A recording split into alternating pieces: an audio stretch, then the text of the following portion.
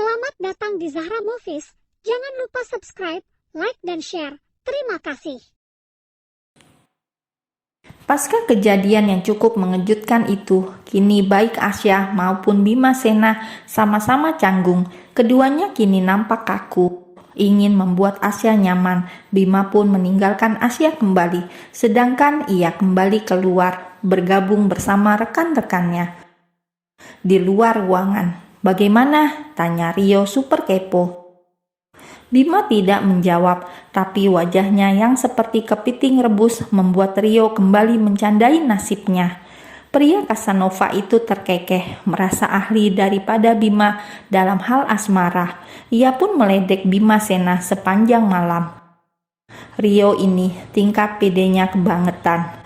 Ya, mungkin karena salah satu pacar Rio adalah artis terkenal, jadi dia bisa sombong sekarang, meski jabatan di bawah Bima Sena. Tapi kalau masalah cewek, dia suhunya.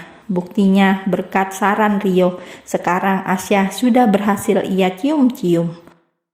Sedangkan di dalam ruangan, semalaman Asya tidak bisa tidur. Gadis itu gelisah tentang apa yang akan terjadi padanya esok hari. Asya pun tidur dengan rasa cemas yang memenuhi hatinya. Pagi hari, Asya diminta mandi dan ganti pakaian di ruang kerja Bima Sena.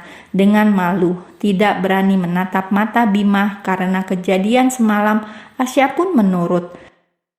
Sudah wangi, sudah cantik. Dengan gugup, ia duduk di ruangan lagi. Apalagi Bima mulai mendekat, belum apa-apa. Asya sudah panik. Mungkin trauma, takut kejadian semalam terulang.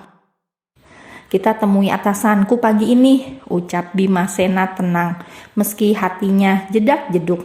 Asya mendongak. "Berkas perizinan untuk nikah sudah ditandatangani. Sekarang giliran kita menghadap komandan." Jelep. Kaki Asya rasanya lemas. Sepertinya untuk jalan pun akan susah. Siapa pria ini datang-datang memutuskan menikahinya tanpa melamar? Asya tambah gegana, gelisah, galau merana. Keluarganya belum tahu kok Bima Sena sudah mengajak menghadap atasan untuk izin menikah. Aduh, Asya tambah pusing. Karena melihat wajah serius Bima Sena dan sorot mata tajam itu, Asya akhirnya melangkah bersama Bima Sena. Dimulai dari dipaksa. Akhirnya Asya bertemu dengan atasan Bima Sena. Asya pribadi yang cerdas, sangat mudah baginya membaca situasi. Atau mungkin ini juga jawaban dari setiap sujud Bima Sena belasan tahun silam sampai sekarang. Akhirnya Allah memudahkan mulai dari sekarang. Jakarta. Akhirnya mereka berdua balik ke Jakarta, di mana Asya tidak akan kembali ke Semarang, kembali meninggalkan rumah sakit. Bila kemarin karena patah hati, sekarang karena seorang perwira polisi menculiknya dengan paksa. Asya bisa saja kabur saat mendapat celah, tapi entah mengapa, mungkin sedikit saja ia bisa merasakan ketulusan pria tersebut, hingga akhirnya mereka tiba di kediaman Pak Han. Suasana kembali mencekam. Ada ketegangan antara Andri dan Bima Sena. Andri sangat marah ketika Bima Sena menginjak rumah mereka. Bima dan Haris bagi Andri adalah musuh bebuyutan dan mereka tidak boleh berurusan lagi. "Saya akan menikahi Asya, Pak," ucap Bima Sena pada Pak Han.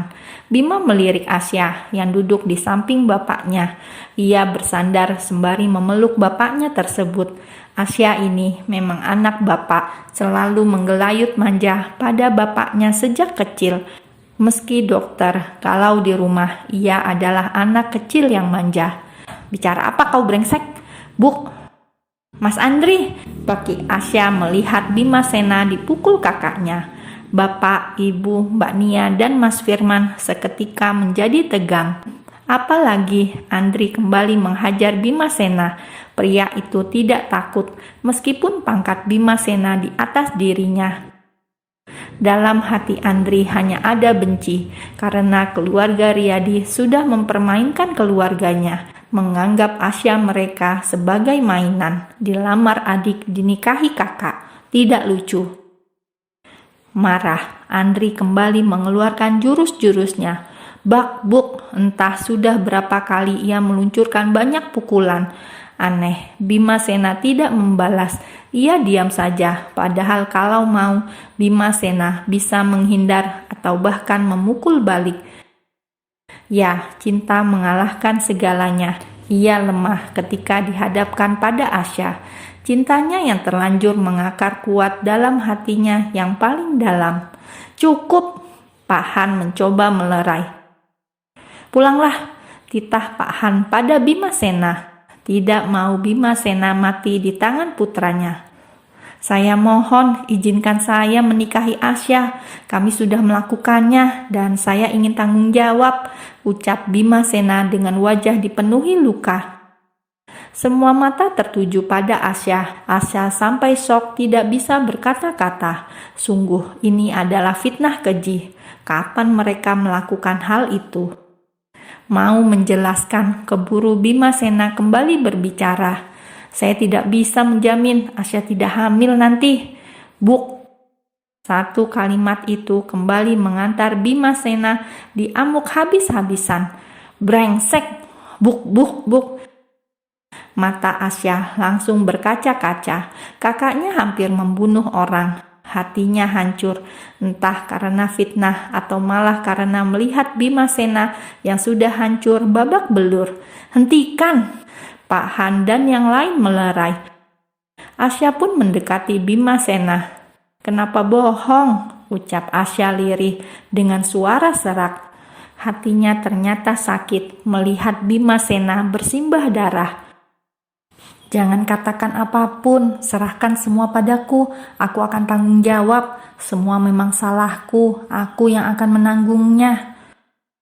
Asya mengusap pipinya. Entahlah, ia bingung dengan semuanya. Dan sepertinya semua orang percaya kalau Bimasena sudah melakukan sesuatu padanya.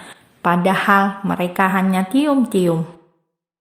Beberapa saat kemudian, Asya duduk di taman samping rumahnya. Ia duduk sambil mengobati luka Bimasena. Lebih baik minta maaf, katakan tidak terjadi apa-apa. Mas Andri dan Bapak pasti mau mengerti. Bimasena hanya diam, kemudian menghela nafas, menahan semua nyeri yang ia rasakan karena pukulan maut dari Andri. Jangan sia-siakan perjuanganku sampai di titik ini, Asya. Luka ini tidak seberapa. Asya tidak bisa berkata-kata lagi. Pria di depannya benar-benar pemaksa. Dan setelah semua luka diobati, mereka semua kembali duduk bersama. Kali ini lebih tenang, emosi sedikit mereda. Akhirnya Pak Han pun mengambil keputusan. Ia memberikan restunya pada Bimasena. Melihat Bimasena yang berbulan-bulan ke rumah mencari Asya, mendengar cerita Nia dan Firman bahwa selama ini yang lebih dulu menyukai Asya adalah Bimasena. Bapak pun memberikan izin, tapi tidak dengan Andri. Matanya masih menyalak marah, seolah belum puas menghajar Bimasena. Bagi Bimasena, tidak apa-apa pulang babak belur malam itu. Yang paling penting, restu Bapak, komandan tempatnya bertugas, semuanya sudah ia dapat. Pria itu kini menyetir pulang ke rumahnya sendiri. Di tengah jalan ia tersenyum, meski tubuhnya nyeri semua. Pokoknya malam ini ia sangat bahagia. Kediaman Pak Han. Kamar Asya. Gadis itu tidur dalam pangkuan sang bapak. Mungkin juga rindu, setengah tahun tidak pulang. Pak, ucap Pak Han sambil mengusap kepala Asya yang tertutup hijab. Bapak percaya Mas Bima? Kenapa? Jawab dulu, Bapak percaya semua perkataan Mas Bima tadi? Asya gelisah karena mereka semua pasti menganggap Asya tidak bisa menjaga diri. Bapak percaya anak Bapak. Seketika tangis Asya pecah. Ia yakin bapaknya itu pasti tidak percaya pada semua ucapan Bimasena. Lalu kenapa Bapak kasih restu? Kenapa Bapak kasih izin? Mas Bima bohong, kami tidak melakukan itu. Pak Han menghela nafas panjang. Dia imam yang baik buat kamu, Asya. Bapak kenal Bima Sena sejak dia masih remaja. Mungkin Bima memang jodoh Asya.